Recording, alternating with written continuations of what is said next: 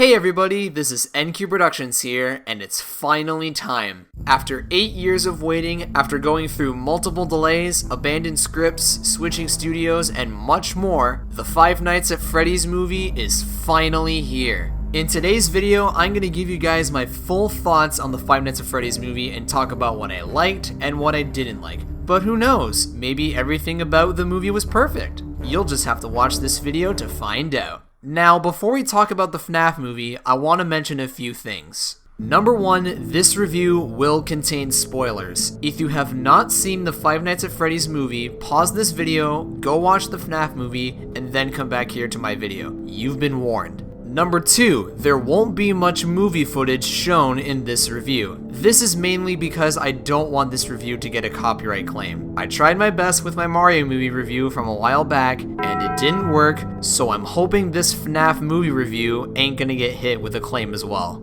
Number 3, this review is mainly from a fan of Five Nights at Freddy's. I've been a fan of this game series for nearly 10 years, and I'll be looking at this film not only as a fan, but as a casual moviegoer. Does this film work for the fans and for people who don't know FNAF, or does it not work? And lastly, number 4, everything I say is just my own personal opinion. It's perfectly fine if you disagree with my thoughts on the film, and feel free to leave your thoughts on the Five Nights at Freddy's movie down in the comments below. Alright, enough talking, let's see how the Five Nights at Freddy's movie turned out for me.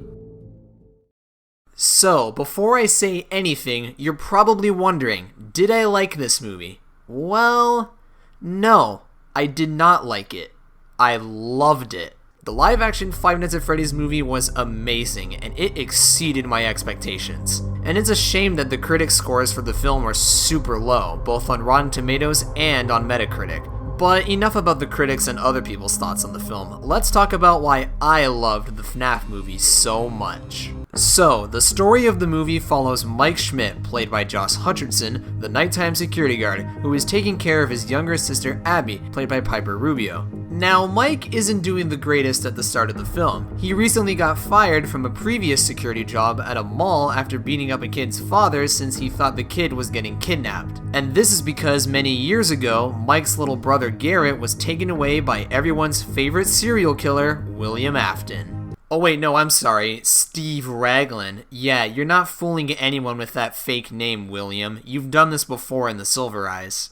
Anyways, Mike then calls Afton to become the nighttime security guard at Freddy Fazbear's Pizza, and over the course of the movie, Mike has these strange dreams related to the Garrett incident, which I wish were done a bit better in the film, but I still like how the dream sequences played out for the most part. But these dream sequences that Mike has start to put the puzzle pieces together about the incident, and Mike soon discovers who took Garrett all those years ago. I liked this story. I cared about Mike's journey throughout the film, and I wanted to see his life turn around and get better. This story is about a singular character and how his life changes over the course of the movie from one thing, Freddy Fazbear's Pizza and the people and horrors that surround it. The movie provides a story that's not difficult to understand, but not easy to understand at the same time. I say this since you're following Mike during the whole thing and seeing him try to grow as a character, but also grow a better relationship with his sister and figure out the mystery behind his brother Garrett just as much as you, the viewer, are. It will take some time for an average viewer to understand the lore, but the film does give a lot of info to the viewer to understand everything. And to me, I don't think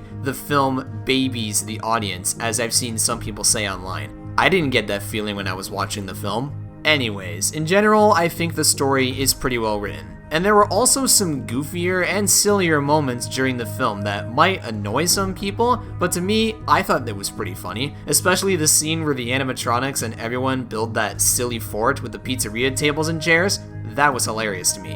And it was really cute, too. Speaking of people, let's talk about the other characters. The character of Abby, Mike's sister, did take some time for me to like, but towards the end, I did enjoy her character. Matthew Lillard as William Afton was amazing, as we all expected. Although I do wish that Afton had more screen time, I understand why he was only at the very beginning and the very end. You can't really put him in the middle all too well. The police officer Vanessa was way more intriguing than I expected, since there was a lot more to her backstory. Towards the climax of the film, Vanessa is revealed to be William Afton's daughter, which is a twist reveal I did not see coming. Now, this is a pre-existing theory that has been thrown around in the past before, but I did find it very interesting that the film went with this direction with Vanessa.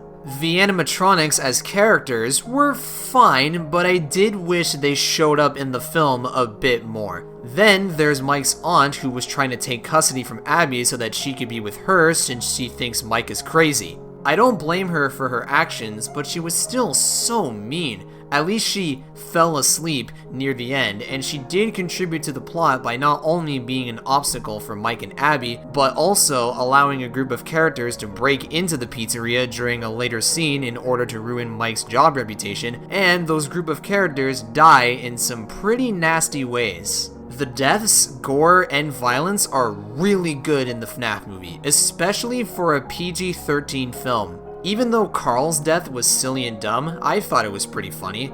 Jeff and Hank's deaths cut away from the gore, but they were still well done kills. And Max's death is basically the FNAF 4 bite, and it was shocking and gory and nasty as hell, and I loved it. And oh yeah, how could I forget the thing at the end everyone was waiting for? The Springlock scene. William Afton was in the suit and everything. Even though I was not surprised at all to see the Springlock suit scene, since Spring Bonnie was already teased in the teaser trailers and full trailers, and the Springlock suit itself was teased in the middle of the film with an old decommissioned Springlock suit, which is actually a reference to a Fazbear Frights book. When the actual Springlock failure scene finally happened at the end, I was so happy regardless. And it was gory too. Seeing the Springlock puncture William's stomach was nasty, I felt that shit. Which leads me into the topic of this movie's presentation. Emma Tammy is an amazing director, and she made this movie look great with everything. This movie looks so good. I love the set designs, the animatronics by Jim Henson's Creature Shop are fantastic looking, and the film is shot and edited very well. The performances from all of the actors were great too. I already mentioned Lillard's amazing acting, but Josh Hutcherson, Elizabeth Lail, and the other kid actors did really well.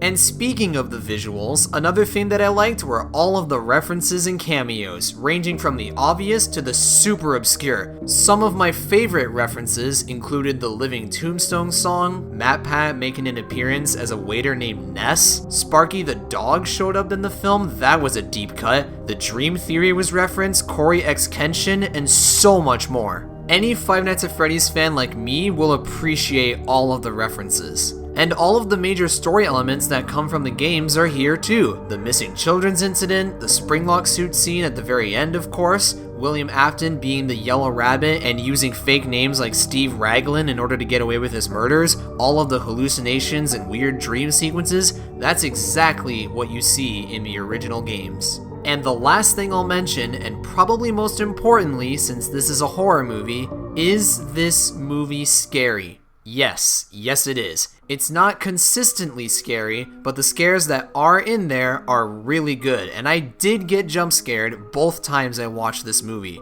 The music also really helps with making this movie feel creepy. When the music is gone, you know something scary will happen. And even though this movie isn't a comedy, there were some funny lines and funny moments during the film that did give me a laugh. And the post-credits scene with Corey X Kenshin was comedy gold. I said read the So, that's my general thoughts on the Five Nights at Freddy's movie. And if you couldn't already tell, I loved this movie. It's well written, has intriguing characters, funny, scary, and gory moments, lots of references and twists, great acting and presentation. It's everything I could have asked for. It's not flawless, and I do wish some smaller things were handled better, but I still had a blast with this movie. But what if you're someone that doesn't know FNAF? Will you still get enjoyment out of this film? To me, I think so. There's nothing in this film that's outright bad in my opinion, and at worst, it's just dumb and silly, but in a good way. And the rest of the film is well made, and the movie is just a spooky and atmospheric thrill ride from start to finish. And I'm not trying to come up with excuses as to why I like this film compared to the bad critic scores. I genuinely loved this movie all throughout. Now, if I had to give this film a rating, if you're a casual moviegoer that doesn't know anything about Five Nights at Freddy's or doesn't know a lot about Five Nights at Freddy's, I'd say this movie is a 7.5 out of 10. And then for a fan like me, it's a 9 out of 10. So, for my final rating for the Five Nights at Freddy's movie, I'm gonna give it an 8 out of 10. An enjoyable spook fest from start to finish that isn't spectacular, but is still worth the watch, especially on the big screen. This is my new favorite video game movie. The Mario movie from a few months ago? Yeah, that movie has been dethroned, and I don't feel bad for saying that. This movie gave me everything I wanted as a fan of this franchise, and I can't wait to see what they do next time. Well, that review took a while. So yeah, that's my spoiler-filled thoughts on the all-new Five Nights at Freddy's movie. So, let me know down in the comments below what you thought of the film. Did you like it or did you not? I'm very interested to see what your guys' thoughts are on this film since it is very divisive right now. Anyways, thank you guys for watching this review. Don't forget to leave a like on the video, and don't forget to subscribe and ring the notification bell to not miss a single upload from me, and I'll see you guys next time. Good night, Freddy Fazbear's Pizza.